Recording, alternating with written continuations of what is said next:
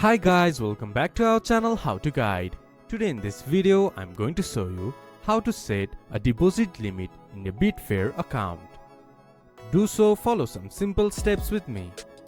First of all, open your Betfair application or go to Betfair website from your browser. Then log into your account. Then this type of interface will appear in your screen. From the top menu bar, you can see Safe Gambling. Click on it. Then this type of interface will appear in your screen. Scroll down, there you can see Deposit Limit. Click on Set your deposit limit. There you can choose your daily deposit or your weekly deposit or monthly deposit. You can also choose No Limits.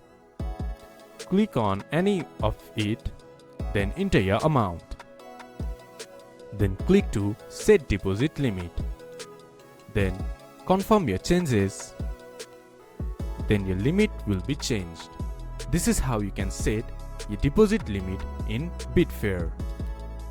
This much for today's video. If you guys find our video helpful, please leave a like and comment. And do not forget to subscribe our channel and hit the bell icon. I'll see you guys again in our next video. Thank you for watching.